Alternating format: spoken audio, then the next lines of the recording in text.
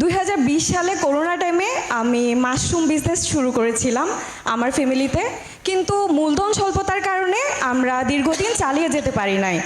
আমার মতো হাজারো তরুণ আছে যারা শুধুমাত্র জামানতবিহীন যে ঋণের ব্যবস্থা, সেটাতে কিন্তু খুবই জটিলতা, যেটা আমরা বইতে পড়ি, বাট বাস্তবতাটা ভিন্ন।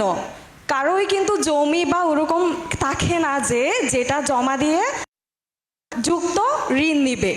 সো এই ক্ষেত্রে ভবিষ্যতে তাদের সহায়তায় আপনারা যদি নির্বাচিত হন তাহলে কি পদক্ষেপ গ্রহণ করবেন, এবং ফাইন্যান্সিংয়ের অল্টারনেটিভ কোনো ওয়ে আছে কি না, এবং এটা জটিল মুক্ত কিভাবে করা যায়, এবং পাশাপাশি আর অন্য কোনো সহায়তা আছে কিনা, বা এই ধরনের কোনো পরিকল্পনা আছে কিনা, যেখানে বিজনেসই হচ্ছে ব্লাড অফ দ্য ইকোনমি।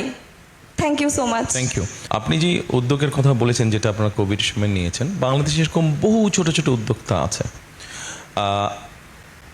আমাদের যেটা পরিকল্পনার মধ্যে আছে, হ্যাঁ, আমাদের দেশে ব্যাংক লোনের ক্ষেত্রে অনেক ডিফিকাল্টিজ আছে, খুব সহজে যে ব্যাংক লোন পাওয়া যায় নট দ্যাট।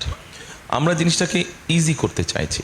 আপনার মতো এরকম ছোট ছোট যেই উদ্যোক্তা আছে তারা যাতে কোলাটেরাল যদি দিতেও হয়, সব আইন তো পাল্টানো যাবে না, বাট আইনটাকে যতটুকু কারেকশন করা সম্ভব হয় আইনটাকে কারেকশন করে আমরা আপনার মতো এরকম ছোট ছোট যারা উদ্যোক্তা আছে তাদেরকে আমরা কিভাবে হেল্প করা যায় সেটা আমাদের পরিকল্পনার মধ্যে আছে।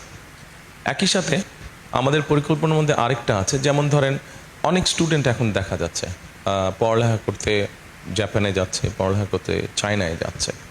আমাদের একটা চিন্তাভাবনা আছে যে অনেক সময় অনেকে যেতে পারে না, তার হয়তো ভিসা ফিস অথবা তার প্লেনের টিকিট এটা এনা ফ্যামিলি সাপোর্ট দিতে পারে না।